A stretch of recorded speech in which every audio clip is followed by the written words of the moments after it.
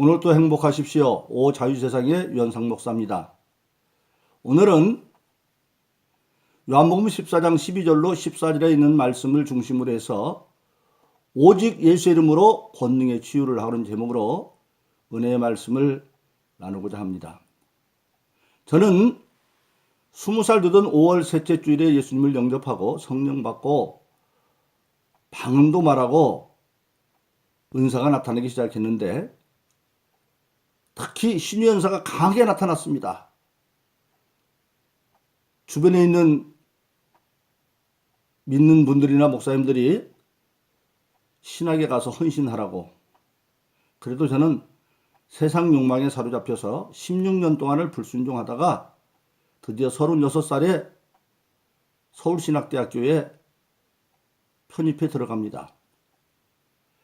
그런데 놀라웠게도 그 해부터 교회들이 저를 집필을 해달라고 초청하기 시작을 했습니다. 처음에는 당황하기도 하고 어렵기도 했지만 그때 제가 순종하고 나가서 집필을 인도하기 시작한 것은 바로 오늘 본문인 요한복음 14장 12절로 14절에 있는 말씀을 믿고 순종하기 시작을 했습니다. 예수님이 요한복음 14장 12절로 14절에서 말씀하시기를 내가 진실로 진실로 너에게 이르노니 나를 믿는 자는 내가 하는 일을 너희도 할 것이요 나보다 더 큰 일도 하는데 이는 내가 아버지께 감이라. 너희가 내 이름으로 무엇을 구하든지 내가 시행하리니 이는 아들의 이름으로 말미암아 아버지를 영화롭게 하려 함이다. 너희가 내 이름으로 무엇을 구하든지 시행하리라 하신 말씀을 믿고 또 그 말씀이 저에게 강하게 역사해 주셔서 순종하는 마음으로 나가 집회를 인도하기 시작을 했습니다. 그리고 그 집회 때마다 하나님의 역사가 일어났습니다. 신학대학은 화요일에 수업해서 금요일에 마칩니다. 그렇기 때문에 그때는 11집회씩 했는데 금요일 저녁부터 집회를 시작을 해서 화요일날 새벽까지 11집회를 인도하고 그리고 화요일날 서둘러서 새벽 집회를 마치고 부천에 있는 서울신학대학교에 와서 그 수업을 이어갔습니다. 예수님의 약속의 예언은 이루어졌던 겁니다. 바로 그렇습니다. 예수님께서 진실로 진실로 항상 강조하실 때 진실로 진실로 두 번을 그렇게 말씀하시는데 앞으로 나를 믿는 자들은 내가 하는 일을 다 할 거고 나보다 더 큰 일도 할 거다. 왜? 내가 아버지께 갔으니까. 예수님이 아버지 때 언제 가셨습니까? 십자가에 못 박혀 인류의 모든 대속의 사명을 감당하고 부활하셔서 40일 동안 땅에 계시다가 승천하셔서 아버지 우편에 계십니다. 그때입니다. 그러니까 한마디로 말하면 교회 시대가 되어지면 그런 겁니다. 아버지께 간 전에 교회 시대가 시작되잖아요. 그 교회 시대가 되어지면 모든 믿는 자들이 예수님께 기도함으로 예수님이 한 일을 다 하게 될 거고 오히려 예수님보다 더 큰 일도 할 거다. 이때 더 큰 일은 예수님의 지상 사명은 예수님이 요한복음 20장에서 그렇게 말씀하시죠. 내가 아버지를 보낸 것 같이 나도 너희를 보낸다. 부활하신 예수님이 벌벌벌 떨고 있는 제자들의 있는 문을 쑥 부활하시기 때문에 들어와서 하는 말입니다. 보내는 사역. 사도라고 하는 말 자체가 보냄을 받은 자 아닙니까? 그 전도의 사역을 감당하는 데 있어서 예수님은 유대와 유대 주변을 다니면서 사역했습니다. 그런데 나중에 사도행전 1장 8절에 말한 것처럼 너희가 성령을 받으면 권능을 받고 예루살렘부터 시작해서 땅끝까지 예수의 증인이 되어 전도하는 일에는 더 예수님보다 큰 세계를 향해서 전도한 사람들이 있죠. 그게 더 큰 일을 한 사람입니다. 대표적인 사람이 바로 바울 사도 같은 사람이죠. 나보다 더 큰 일도 하게 된다. 근데 어떻게?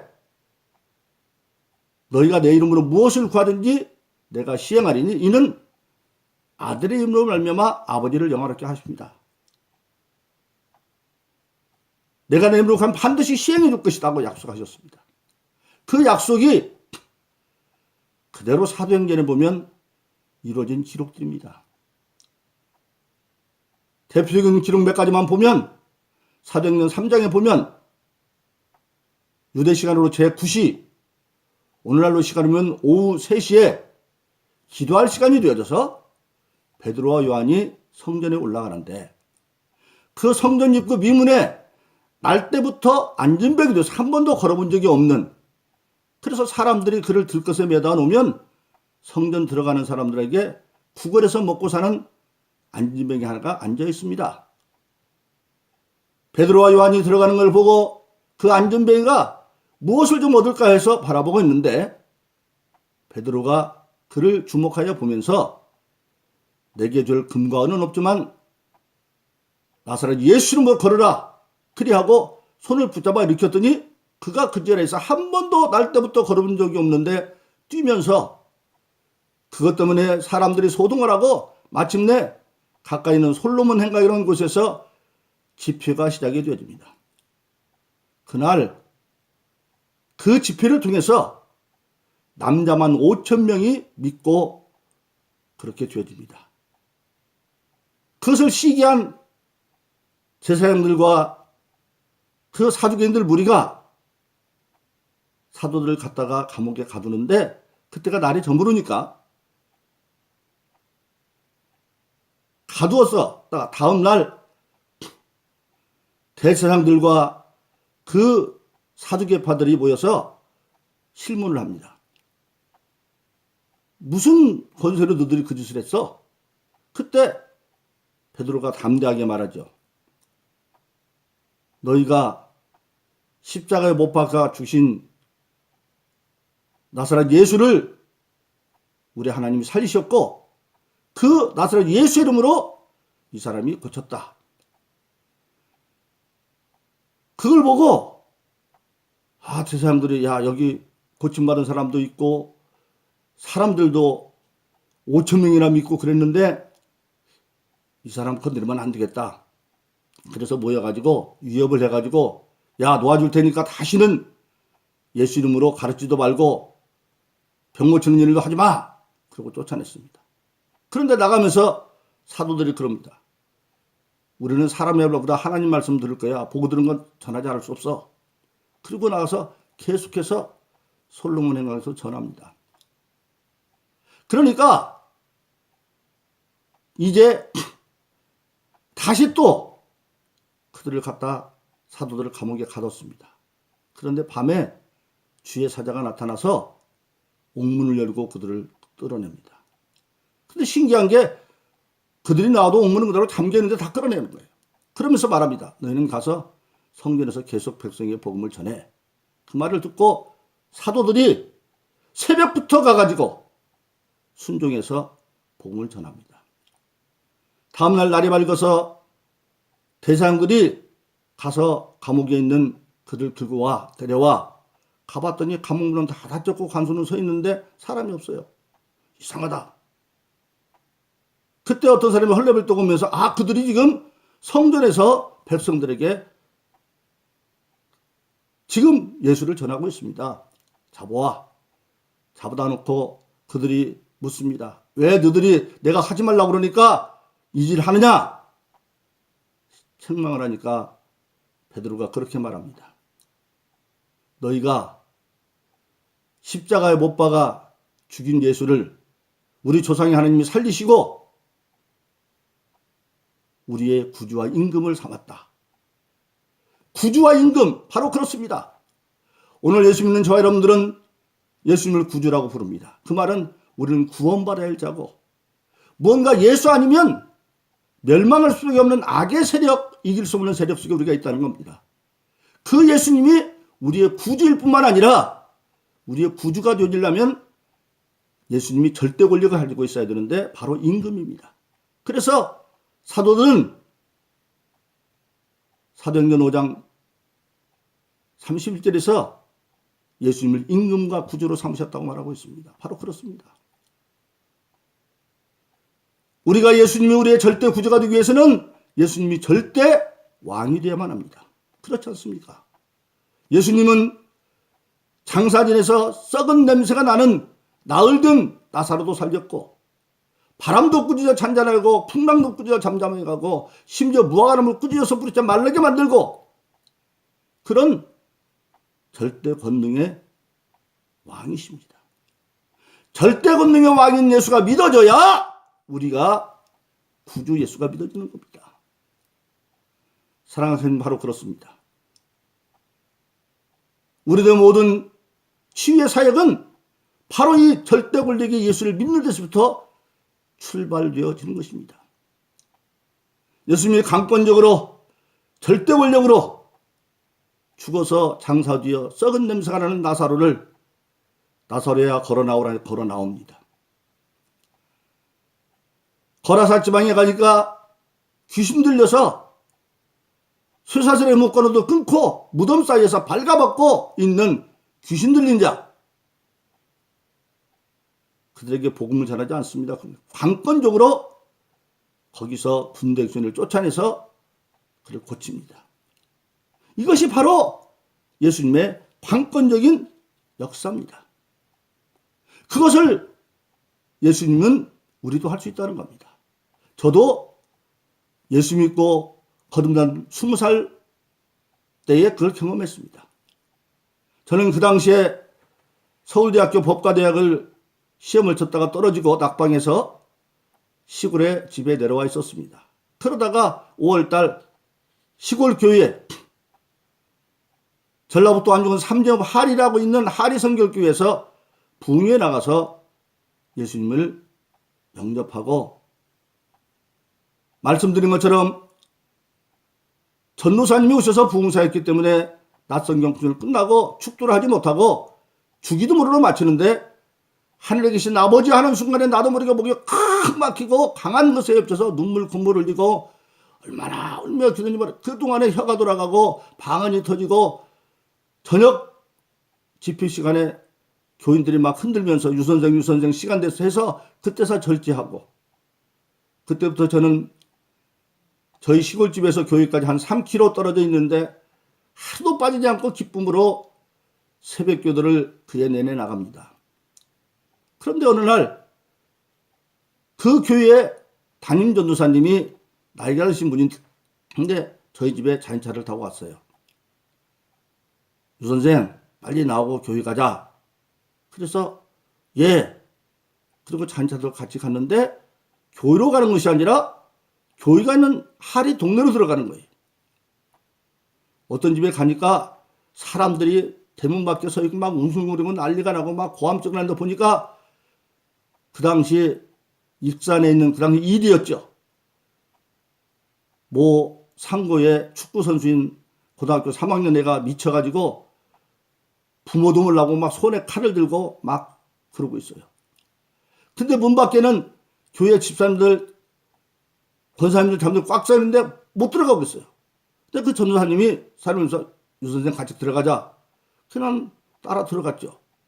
들어가니까 그 칼 들고 설치는 그 미친 고등학교 3학년 축구선수가 뒤로 삐쩍삐쩍 들어가더니, 옛날 시골에는 그 마당을 지나고 나면 토방이 있고 그 위에 마루가 있잖아요. 마루에 올라가다 탁 걸려서 넘어지는데, 그때 막 가가지고 전도사님이 내 손을 붙잡고 같이 붙잡고 기도했어요. 그러니까 밖에서 있던 다른 집사람도 다 왔어요. 한 3, 40분 동안 기도한 것 같아요. 그거 크게 일어나더니 정신을 차렸어요. 그리고 그는 그 귀신 들려서 나왔습니다. 근데 그 일이 있고 난 뒤에 전도사님이랑 옆에 있는 분들 자꾸 신학가라고 그래요. 그 전도사님이 교회에 목회자였기 때문에 치리 목사로, 그 당시 전주성결교회 돌아가신 옛날에 총장부터 이대준 목사님이 치리 목사님인데 오셔서, 너 서울법대 떨어졌어도 그 점수 가지고 가면 신학교 가면 이제라도 4학년 장학 공부로 갈 수 있으니까 자기가 청년때 가라는 거예요. 근데 저는 안 갔죠. 안 갔습니다. 그리고 나중에서 16년 후에 신학대에 들어갔고, 바로 그렇습니다. 예수님의 예언은 제자들을 통해서 일어나서, 나중에 보면 베드로의 그림자만 봐도 다 날짜가 나왔습니다. 그것이 예수님의 예언이 사도들에게 열렸고 믿는 자, 그 사도들의 예증 전통이 오늘 교회 속에서 역사하고 저같이 부족한 자에게도 신학대학교 편입학서부터 계속 일어나고 있고, 그래서 저는 지금도 원로 목사로 은퇴해서 74살이 되었지만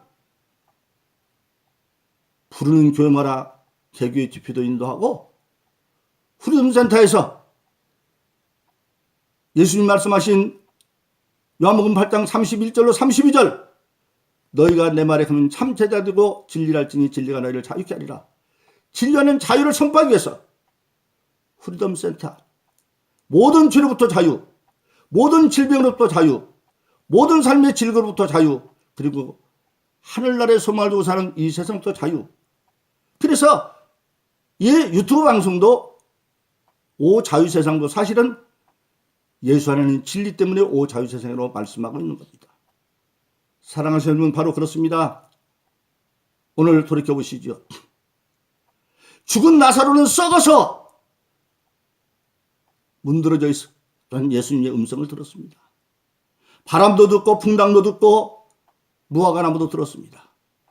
그런데 살아있는 우리가 그 말씀을 듣지 못하는 건 우리의 불신앙 때문입니다. 사랑하신 여러분, 오늘 저와 여러분들은 믿는 모든 자들에게 예수님이 아니라 할 수 있도록 성령으로 말미암아 보증되어 있습니다. 예수님을 기도만 하면, 믿음을 가지고 나가면 그것이 사도시대에 와서 예수님이 죽은 자 살리듯이 바울과 베드로도, 바울은 유도구를, 베드로는 다비다를, 죽은 자를 살리기도 하고 온갖 병자의 모든 것을 권능으로 고쳤습니다.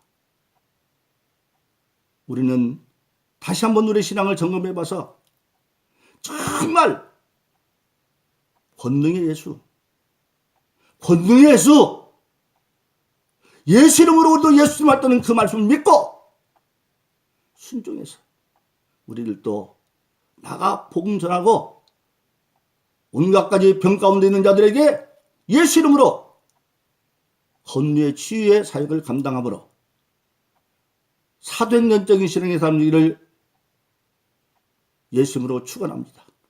정말 우리가 살아있지 않습니까? 죽은 나사로도 주의 음성을 들었는데 살아있는 우리가 왜 그의 음성을 못 듣고 순종하지 못합니까?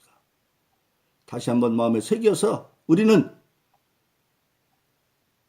예수님의 예언의 말씀을 이루어서 예수 이름으로 권능의 치유의 사역을 감당하는 여러분 되기를 예수 이름으로 축원합니다. 오 자유세상의 유현상 목사였습니다. 오늘도 행복하세요. 감사합니다.